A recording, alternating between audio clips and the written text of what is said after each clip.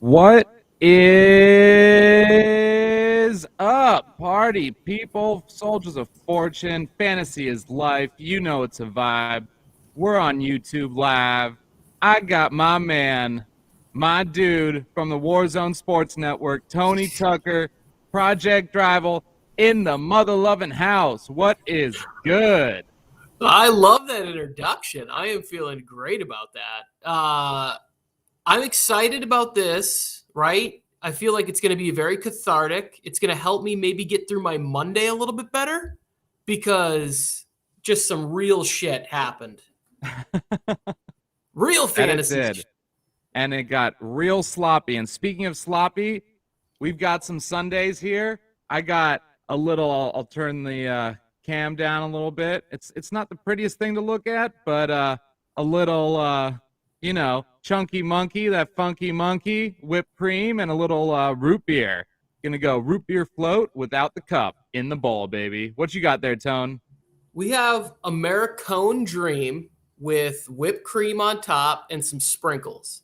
Now, I was going to add some of my kids' Halloween candy. The real problem is I hate that shit before I could get it to the bowl.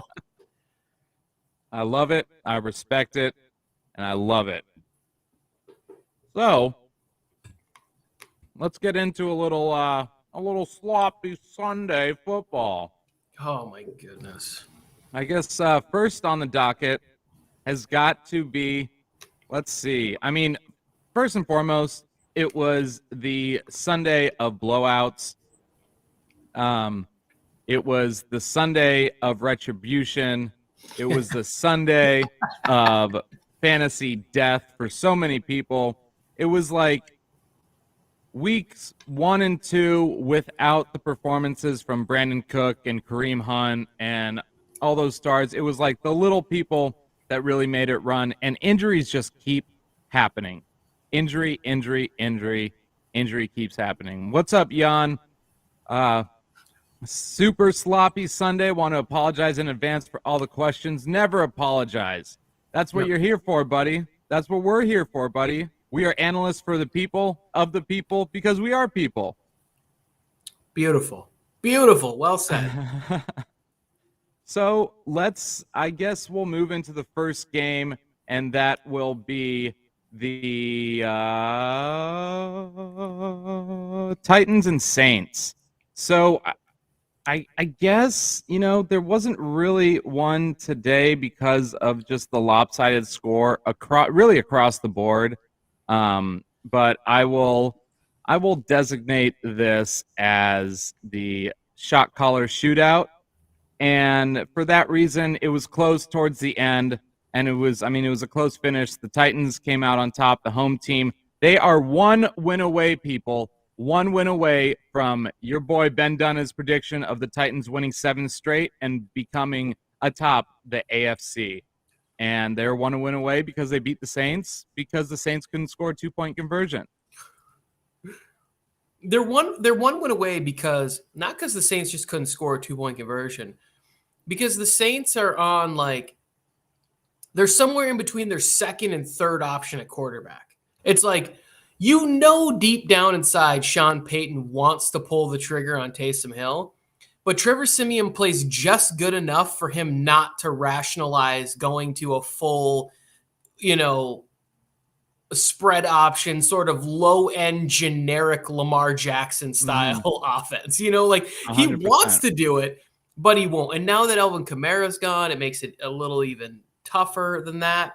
So yes, the 2-point conversion was the difference in the game, but the real difference in the game was that the Saints have just been playing better than what their record is going to be at the end of the year. They're probably going to be 8-9, 9-8 football team, what they should be, but they looked like a much better team a few weeks ago.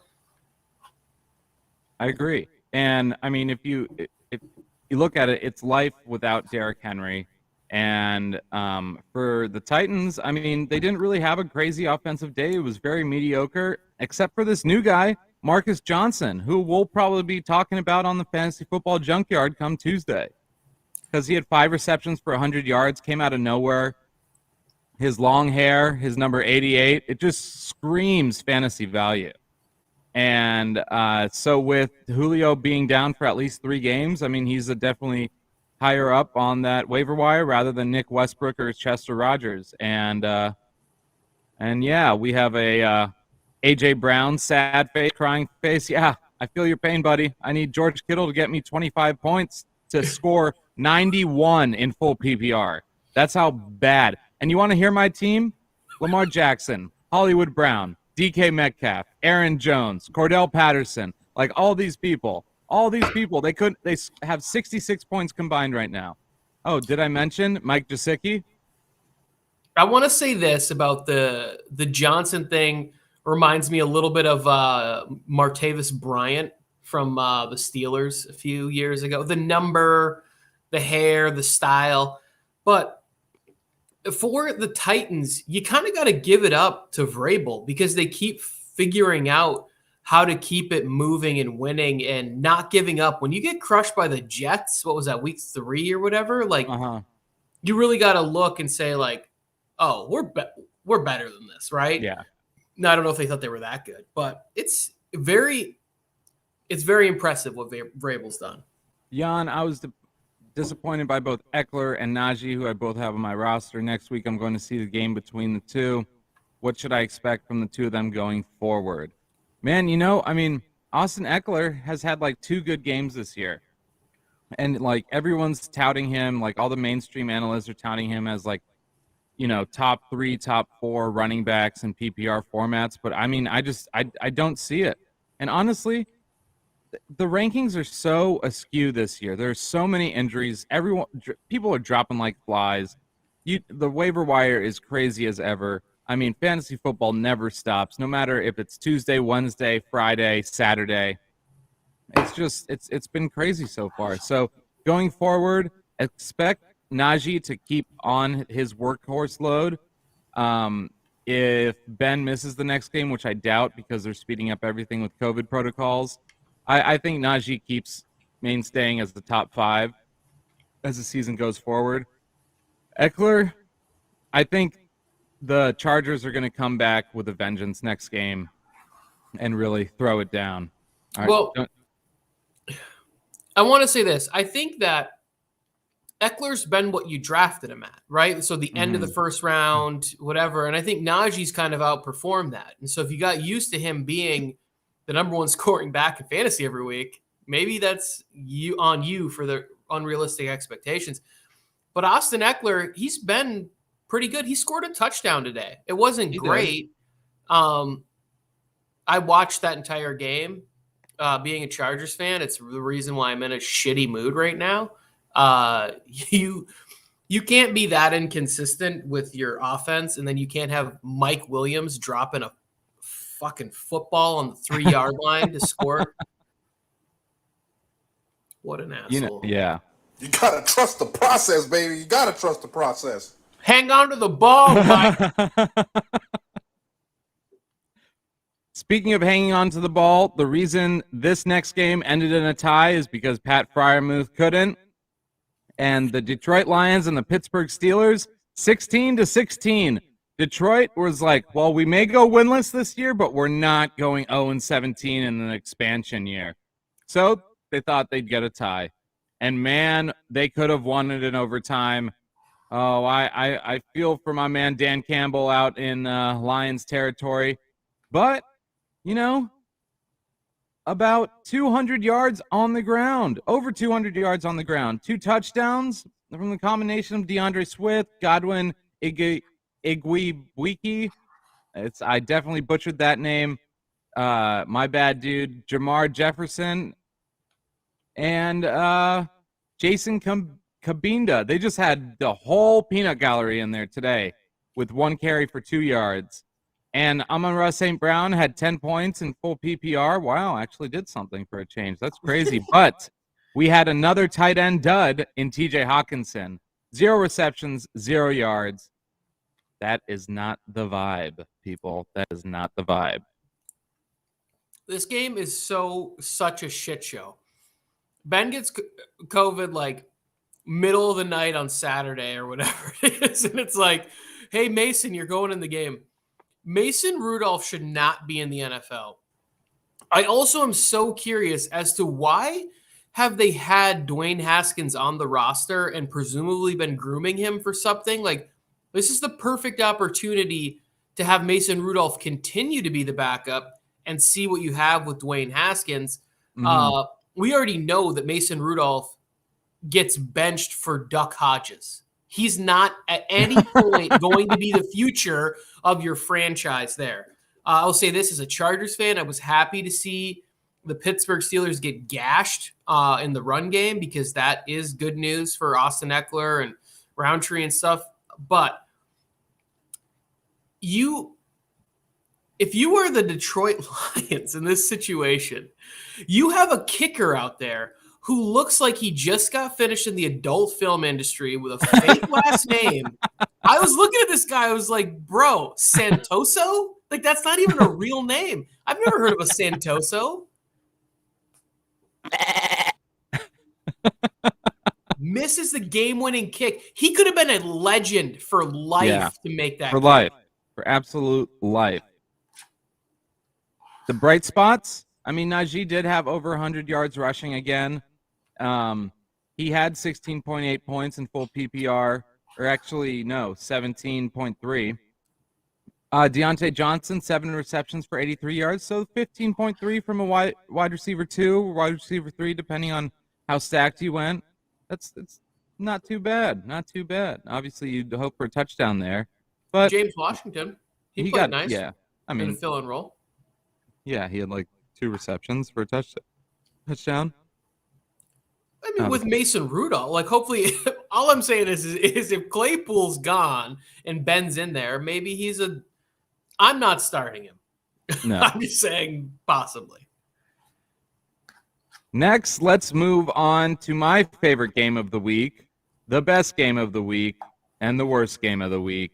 The Buffalo Bills stomping on the New York Jets, taking that jet fuel, putting it back onto the seats, gassing the passengers, and tumbling down the Jets, 45-17.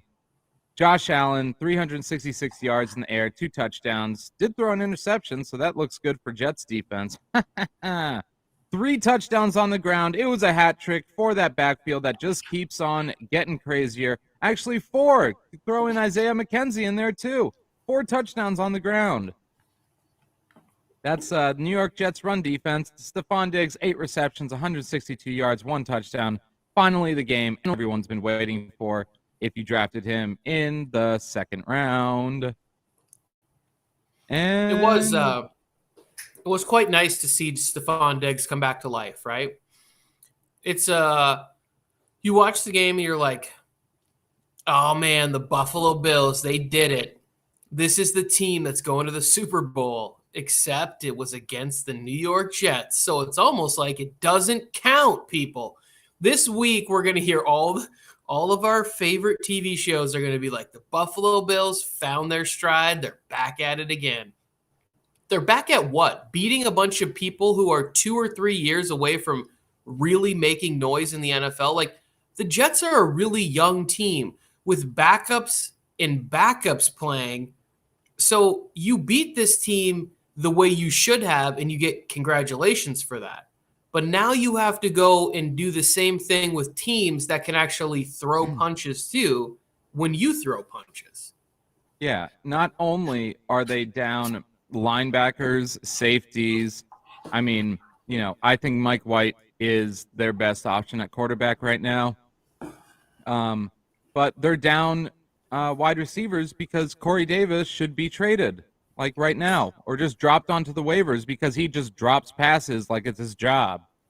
And it's just beyond ridiculous. Corey Davis doesn't change, doesn't get better.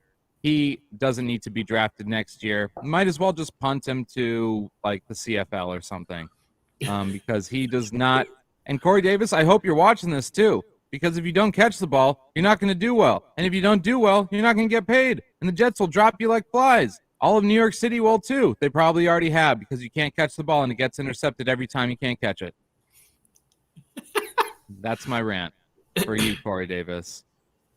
I'm good with it though, because when I watch this game, the Bills they do this thing where it's like whenever anything works, they'll continue to do it. And I really like that because it's like, hey, we found this thing. We're not going to go away from it. Gabe Davis is punishing whoever's in front of him. Let's do it. Anybody who goes and picks up Gabe Davis thinking that it's going to be like a weekly thing for him to do that, this won't happen again for like 5 weeks. It'll be out of the blue for whatever reason. Like, they're so good at finding that one thing in a game and just like they'll repeat it and repeat it and repeat it for success. Like maybe that's a Josh Allen trait or whatever it is. I think there was people who were hoping for more from Devin Singletary, but as long as Moss and Singletary are both healthy, this should have been the kind of game where like Zach Moss gets 10 carries for 50 yards and a touchdown in the fourth quarter. Yeah. That wasn't And even I the didn't case, see it. though. Nevertheless, it was a blowout. It, I mean, it is what it is. All right, moving on. That's enough boring, everyone. Next, we have got the Jacksonville Jaguars versus the Colts. The Jaguars put up a fight, just couldn't finish. And that's all right, because neither can Urban Meyer. Ha-ha! Didn't. The Colts came up victorious 23-17. Trevor Lawrence can't get past the 200-yard mark through the air. Is that bad play calling? Is that bad play calling? Or is that bad play calling? Probably all of the above. Jamal Agnew has come out of nowhere with 3 carries, 79 yards, and a touchdown. James Robinson got a biscuit, 57 yards, 12 carries. I mean, Trevor Lawrence ran for like a sixth of what he threw for, and that should never be the case. Lamar Jackson is the only one that can do that and get away with it because he wins football games. Well, not this week, but he usually does. Leading wide receiver was Dan Arnold, 5 receptions, 67 yards. Marvin Jones really disappointed me, but that's all right. I didn't start him in one league where I could have, but I didn't, and that was fine. Colts, Michael Pittman pretty much held in check. 12.1 fantasy points in full PPR. Jonathan Taylor, if he can run for over 100 yards and a touchdown against the Buffalo Bills, he is the best running back in the NFL right now. It's definitely, he's right there. He's got a good offensive line. It's a good scheme. They're committed to him, and he's great. He's got all the things you want. Like Najee Harris is like 2 out of the 3. It's a good scheme. He's great. Their offensive line is horrendous. It's got like 4 rookies on it or whatever. So Jonathan Taylor's in a great position. I'm a little bummed in the one dynasty league that I had. I think I could have had him, but I took Antonio Gibson, I believe. Maybe. I forget. I definitely took Najee. So this is what I took away from this game.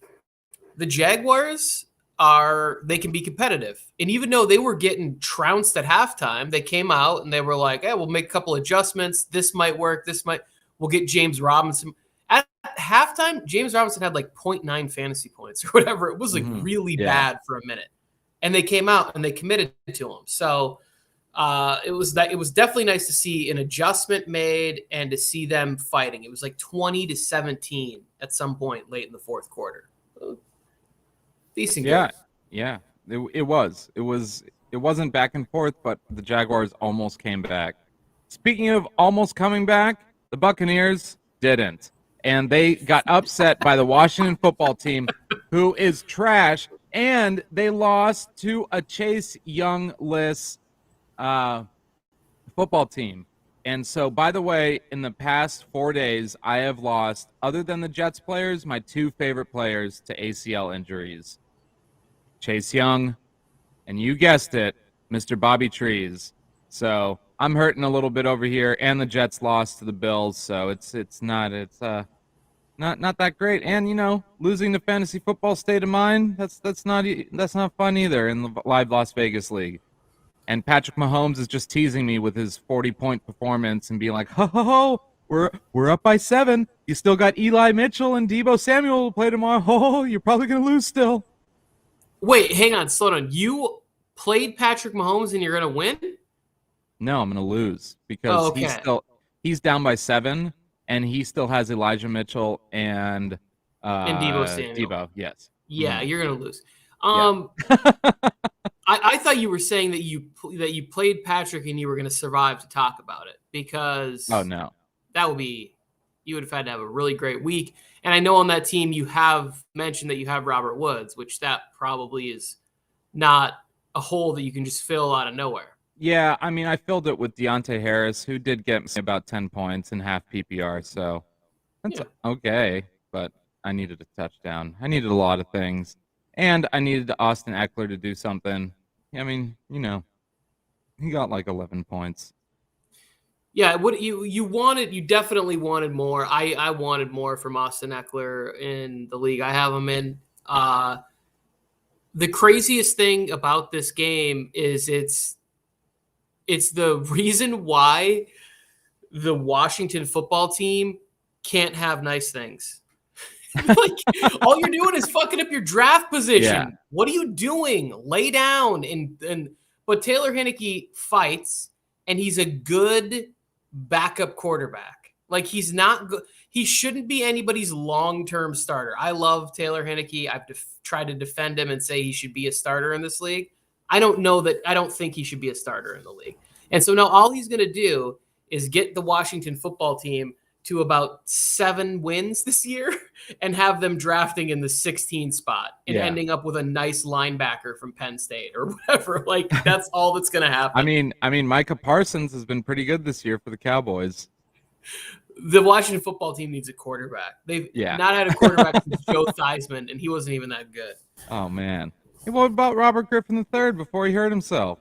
He had one good year. He wins Rookie of the Year, and then he dives through the air like Superman, and his ACL ends up at the top of RFK Stadium or whatever it is out there. And he's just chilling with Derrick Rose on the sideline. Yeah.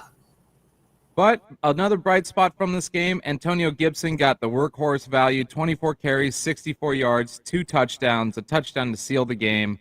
And he did have half the amount of receptions that J.D. McKissick had. 2 receptions, J.D. had 4, so that looks pretty good. And they won. So, if they can figure out a way to keep doing this, Antonio Gibson, hi, let's go. What do you think, real quick, before we move to the next game, what do you make of this? Like, are the Buccaneers, is this falling apart? Like, before, this is the Bucs after a bye week with Tom Brady. Like, what the hell was this game? I mean, so Tom Brady is 16-4 on the weeks after the bye week, right?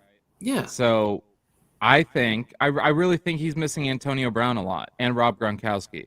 I think Gronkowski, and I think you're probably right about AB. Because, AB is that safe bet for yards after the catch. Chris Godwin and Mike Evans' yard after the catch value isn't that great. I mean, their burstability from the line of scrimmage to like 15 to 20 yards out is amazing. Sure. But the way that Antonio Brown can weave through still at 33 years old through the defenses is just out of this world. So, speaking of Antonio Brown, this team, he did not last long. Tom Brady was on this team for a while, but now they got a new Tom and little Tom, and that's Mac Jones of the New England Patriots stomping. And I mean stomping, pomping, fromping, clomping, tick-tocking all over the Cleveland Browns, 45-7. They didn't have a quarter where they scored 0 points. The Cleveland Browns did. The second, the third, and the fourth quarter, they didn't score any points. So, Baker Mayfield, 1 touchdown, 73 yards and a pick. Dearness Johnson did Dearness Johnson things. If you started him and picked him up on your waiver wire like you were supposed to because he was only owned in 40% of Yahoo leagues, he helped you win this week because he was also the leading receiver on the Browns too for 7 receptions and 58 yards. So, looky here, folks. Dearness Johnson, number 5 draft pick next year. You heard it here first. That's a reach. Yeah, I'm just kidding. I do think that if Hunt goes, because Hunt is up for a contract, I believe. I think so. Yeah. So he probably walks and ends up on like Miami Dolphins or, a team that could use a running back. Mm-hmm.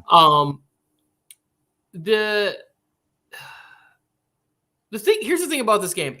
How does Dearness Johnson get 99 yards rushing and you lose? You give up 45 points. Like, they should have been throwing the ball, but they couldn't do anything. No. Because the pressure from the defense of the Patriots defense was so good. And nobody was getting open, even when he was getting Hooper open or Donovan People-Jones or whoever. Like, it just wasn't working. This was a shitty game. I picked the Browns to be good this year. I thought they were going to get back on track. I was pissed about this game too. Come on, Baker. Mac Jones had a hat trick, 3 touchdowns through the air, 198 yards. Ramondre Stevenson, if you started him, you were sitting pretty. 100 yards on 20 carries, 2 touchdowns. And then Kendrick Bourne is having like a Nelson Aguilar kind of year, 98 yards, 4 receptions, and a touchdown. Jacoby Myers, congratulations. You get a game ball. Jacoby Myers gets a game ball. You gotta trust the process, baby. You gotta trust the process. And Jacoby did, and he scored his first NFL touchdown. Congratulations, buddy, even if you are on the New England Patriots. Hunter Henry got 2 biscuits, 4 receptions, 37 yards. He's a touchdown machine this year, and he is a touchdown machine this year. The Patriots almost had a pick 6, but definitely had a good amount of turnovers. And, that's pretty much it from that. Patriots D was good for me. The last thing that so Ramondre Stevenson, I picked him up 2 leagues, had him on my bench, was like, if Damian Harris doesn't play, Tony, you are starting Stevenson in both of these leagues. One league, you can start him over McNichols or J-Rob if he's out. And then the morning when we do the wake-up call show, I go, the heel, I'm nervous to start Robinson. I still had McNichols in my lineup, but I was dedicated to him in the pass game against the tough rush defense. The Saints. I don't start Stevenson. I lose by a point to my little brother. Darren Waller gets a touchdown after Hunter Renfrow gets 2 garbage freaking catches on the final drive to beat me by 1 freaking point. And I'm just sitting there and I got to be the bigger brother, good for you. You needed the win more than I did. No, he didn't. I need every win. All the wins are mine. And that brings us to thank you, the Fantasy Football Network, for giving us this opportunity to do this, what we do on the Fantasy Football Network. And Safe Space it comes out every Monday night with 7 o'clock, my old co-host. And so that's what he's doing nowadays. So if you want to rant, vent, and do all that, he has a safe place for you. Any place with me is safe as well, but just thought I'd throw that out there. He definitely has a lot more calming words for everyone than I do. Because all I got to say, and I just keep saying it over and over again, fantasy is life. Yeah. Oh, well, why didn't this guy do this? And why didn't that guy do that? Well, fantasy is life. It's a vibe. Thanks. I love it. Next, we've got the Eagles beating the Broncos 30-13. Devonta Smith had a career day, 4 receptions, 66 yards, 2 touchdowns. Is he safe going forward? I don't think so, but he's risky, right? His quarterback is Jalen Hurts. Mm-hmm. We don't know. We can't trust this offense. Yeah. Jordan Howard was on their practice squad. He's now their best running back. They had Gainwell in there. I mean, Jordan Howard, 12 carries, 83 yards. Boston Scott, 11 carries, 81 yards. And then Jalen Hurts, 14 carries, 53 yards. They did get Gainwell in there, 2 carries for 5 yards. Oh, but wait, there's more. Jalen Reagor, 1 carry for -8. Jalen Reagor. Jalen Reagor cannot get on the positive side. Him and JJ Arcega-Whiteside should just take out a jobs wanted, like a looking for work ad, and just like put billboards up in the city. Like we'll catch balls for food in other places because both of those draft picks for the Eagles. Yeah. And did you see Darius Slay's return for a touchdown? I did. That was crazy. That was absolutely nuts. It looked slow motion. It had a Madden feel to it where it looked accidental. And I was like, pick it up. Why is everything glitching out? Like, somebody grab this guy. The ball is live. And he's just like, touchdown. On the Broncos side, not too much to show for. Javonte Williams was the lead yard getter for rushing attempts, 8 carries for 48 yards. Melvin Gordon, 9 carries for 45 yards and a biscuit. Jerry Jeudy sprinkled in a carry for 3 yards. And it was the day of tight ends in the Mile High City. Albert, I'm just going to say Albert okay, got 3 receptions for 77 yards. Noah Fant, 5 receptions for 59. Jerry Jeudy, 6 for 48. No touchdowns for the wide receiver core. But, I mean, you kind of expect that inconsistency with Teddy Bridgewater at the helm. Not only is Javonte Williams just being totally C-blocked by Melvin G., he then scored on a nice touchdown run. I don't know if you saw that. And I was excited. I celebrated. I got up and went in the other room. And then I came back in and I was like, wait, why are they still on offense? What's going on here? It was like a holding call or something, but it was like a 30-yard touchdown run yanked out from underneath me. More joy taken away from me on this sloppy Sunday. The sloppiest. And speaking of sloppy, you know what time it is. It is time for our toilet bowl of the week. You can only guess. It was the Seattle Seahawks and the Green Bay Packers. This was the ugliest game. The past 2 Packers games have just been absolutely dog trench, dog trash, dog fighting ugly. Russell Wilson, 161 yards, 2 interceptions. Rushing game wasn't really there. The receiving game really wasn't there unless you're Tony Tucker and started Gerald Everett in every single one of your leagues, 8 receptions for 63 yards. I only have him on one team left, and I Really? never start him. He just sits on my bench because I'm dedicated. I dropped Hunter Henry too early. So Hunter Henry and Gerald Everett were my guys. All the mock drafts kept saying it. I dropped Hunter in both the leagues I had him in. And I was like, I'm not going to do that to Everett too. And Everett's the one who's doing garbage. Do you think DK gets suspended? I don't know if he's going to get suspended. I didn't see the play. I just heard people talking about it. It sounds like he shoved somebody in the face, or did he really? Well, yeah, he grabbed his face mask and was like pulling it back and forward, and the guy was like, I'm not doing anything. I'm not doing anything. And so it was, and then he got ejected. And I don't think suspended. I think he gets a heavy fine. Yeah. And a 15-yard penalty assessed on the kickoff for next game. Of a game where they're getting shut out anyway. Yeah. First game of his career, 150 games or whatever, gets shut out. How bad is the Aaron Jones injury? I didn't see. Did you see how bad it was? They're saying MCL. Oh, shit. For real? Yeah. I thought it was just precautionary because they had the game in hand and they have a freaking tank behind Aaron Jones. No. I have like 6 shares of him. I'm hurting a little bit. I bet. Yeah. I mean, he's my lead back in Warzone. That's the one league I don't have A.J. Dillon in. I have A.J. Dillon in 5 leagues. I have 0 Aaron Jones. I was not foreseeing this. I was foreseeing Aaron Rodgers sucking, and that way Aaron Jones does really well. A.J. Dillon, 21 carries, 66 yards, 2 touchdowns. If you started him in your flex, man, oh man, you were lucky. Devontae Adams, 7 receptions, 78 yards. It's definitely a regression. The touchdown king is no longer here. He passed his crown over to Cup of Coffee, and he will be drafted in the first round next year. So the Green Bay Packers beat the Seattle Seahawks.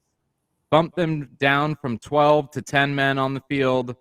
So that's what it is. Fantasy is life, I guess. Also, fantasy is death sometimes. And speaking of death, this is what Tony Tucker felt after the score of this game. Minnesota Vikings 27, the Los Angeles Chargers 20. Unfortunately, the Kansas City Chiefs now sit atop of the AFC West standings. Tony, I'm gonna let you take this one away. Wait, yeah, they're 6-3. 5 and who? The Chiefs? The Chiefs, or they're 6-4. 6-4. They haven't had their bye yet. Yeah. Okay. You want me to talk about the Minnesota Chargers game right now? Is that what you want? Because this game is the reason. So Mike on the mic, who's also at the Warzone Sports Network, we talked about it afterwards. The worst form of consistency is inconsistency. And that is exactly what the Chargers offense is.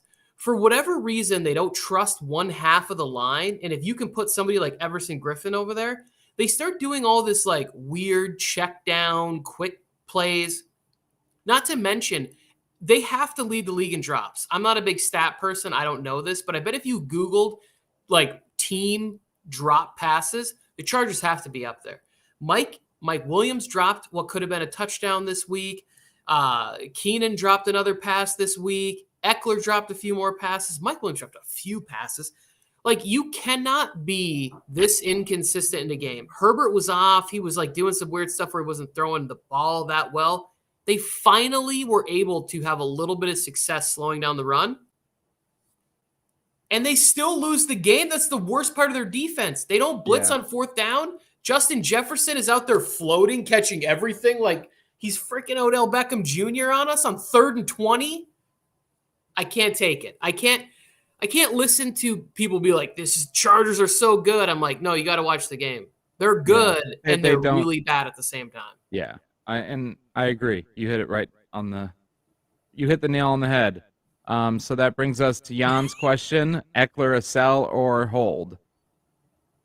I think that he's a hold. They have a pretty nice schedule coming up over the next 3-4 weeks, and he's playing in an offense that should score a lot of points, right? Like when you look at the offense, you're like, oh man, look at Justin Herbert's like 4th in fantasy points. He's only had 3 good weeks because every time he has a good week, it's 4 or 5 touchdowns and 300 yards. Mm-hmm. Like he's putting up numbers. They're just not, you can't count on it every week. Hold him.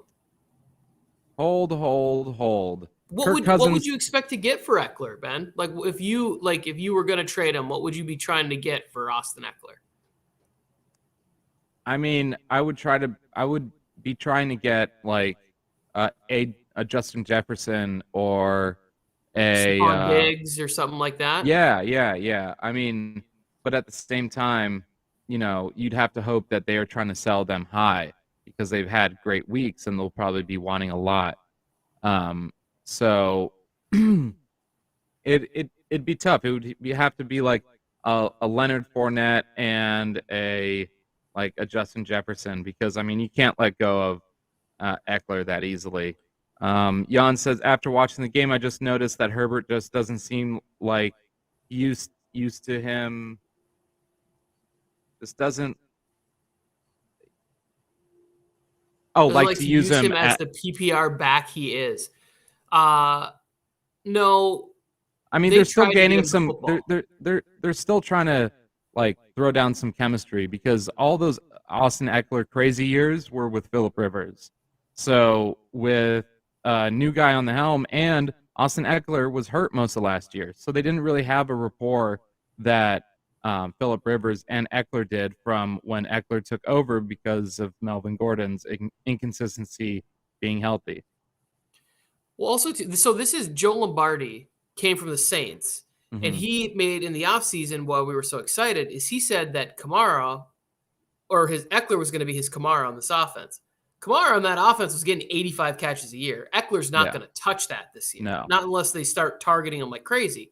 The problem is that Drew Brees, that he had Kamara with, couldn't throw the ball further than 15 yards downfield, and Phillip Rivers couldn't sidearm it further than 25 yards accurately downfield. So they kept checking down to their backs. Mhm. Herbert's 23 years old and has a rocket next to his arm and is like, oh, I want to throw the ball deep to Mike Williams, Keenan Allen, Guyton, Palmer, whoever it is. So you're not going to get as many of the check down, cheap receptions that you would normally get, but you should be getting more from Eckler in the run game. The problem is he's not really built like that. He's not that big body that's going to just be gashing up the middle. Like Dalvin Cook is going to get you 50, 60 yards up the middle of the field. Eckler needs to press the edge a little bit more. Yes, I 100% agree. And you're hearing it from Chargers experts. So, I mean, that's something definitely. I mean, it could be worse. You know who you're looking at right now. All right, moving on. But Dalvin Cook, if you have him, you finally saw the game that you've been waiting for. Same thing with Justin Jefferson. If he had a touchdown, it would be crazy. But enough of talking about. What about Conchell? Are you into that? Conklin?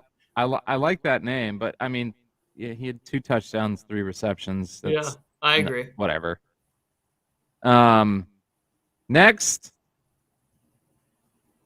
the Cam is back. The Cam is back. The Cam is back. Yeah! I'm back. And Cam Newton is back with the Panthers, people, and he scored 2 touchdowns, and he only played like 7 minutes. So going forward, I mean, the Panthers are 5-5. They could make the playoffs if they win their next 6, and it's highly likely because Cam Newton is the best quarterback that they've seen in a couple of years, even though he hasn't played in like a year. So with the weapons that they have with DJ Moore, I mean, and then, oh wait, Robbie Anderson. Who? What did he do? He got What? 13.7 points. Get out of here. What? Oh, you wanted to do a touchdown? Oh, you wanted to do a touchdown? I'll give you a touchdown. Oh, Robbie Anderson. Crazy. Chuba Hubbard got into the game a little bit as well. 9 carries, 27 yards. Christian McCaffrey, all he was missing was a touchdown. He did his Christian McCaffrey things. Let's see, what is that? 26 points, full PPR, no touchdown. Psst, forget about it. I don't even know if he scored more than 2 touchdowns this year. But nevertheless, their defense showed out, and I have them winning next week as well. The Cardinals are really missing their best 2 weapons on offense. They're definitely missing J.J. Watt on the defensive side, and they scored 10 points against the Panthers. Colt McCoy threw an interception. James Conner got another touchdown. And, yeah, I mean, that's pretty much it. Christian Kirk didn't do too much either. So, yeah, Cardinals are still 8-2. Panthers are 5-5. I wouldn't take too much from this game, except if Cam starts, the Panthers should be pretty good.